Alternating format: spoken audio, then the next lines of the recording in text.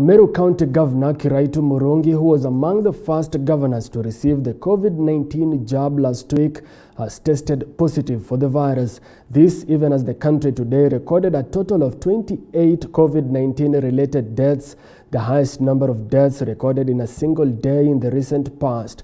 Zainab Mohammed has the details. The third wave of the COVID-19 pandemic seems to be getting more intense by the day as the number of cases and deaths continue to rise. According to statistics from the Ministry of Health, the country has recorded a total of 1,354 cases in the last 24 hours, with the positivity rate rising to 17.5%. The Ministry of Health is extremely concerned with the number of rising cases of those contracting the coronavirus disease in the country. Yesterday, we recorded a positivity rate of 17%. Today, it has gone up and we have recorded a positivity rate of 17.5%. As the Cabinet Secretary has announced, we are truly well within the third wave of this virus. And it is a wave that threatens to erase all the gains we have made as a country in fighting the pandemic over the last 1 year. The ministry further says the number of COVID-19 patients in hospitals has gone up to 830, with the country recording a total of 28 deaths, the highest number of deaths recorded in a single day in the recent past. The numbers of those being admitted into our health facilities with the virus has also been rising at an alarming rate. For instance, by yesterday, 114 patients had been admitted to our intensive care units. Today, that number has shot up to 123, and many of these are on supplemental oxygen. In fact, a total of 148 are on supplemental oxygen as we speak, with 17 of them in the high dependency unit.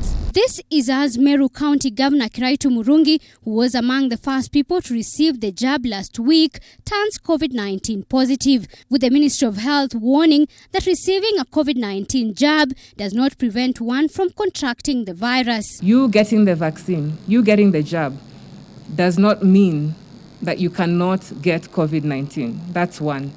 You getting the jab, and this is very important, you receiving the jab does not mean that you cannot transmit COVID-19.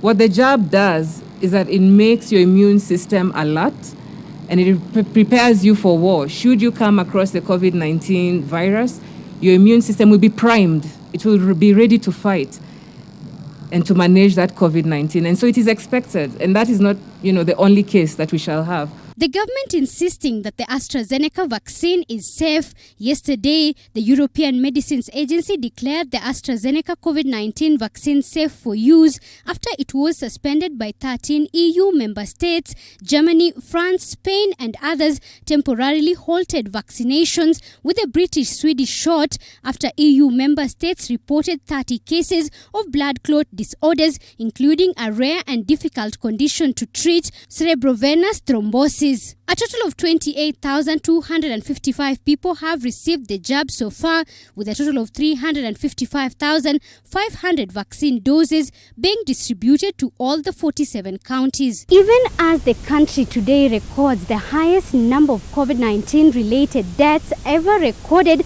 since the pandemic began, the government continues to urge Kenyans to strictly adhere to the COVID-19 containment measures in order to curb the now ongoing third wave.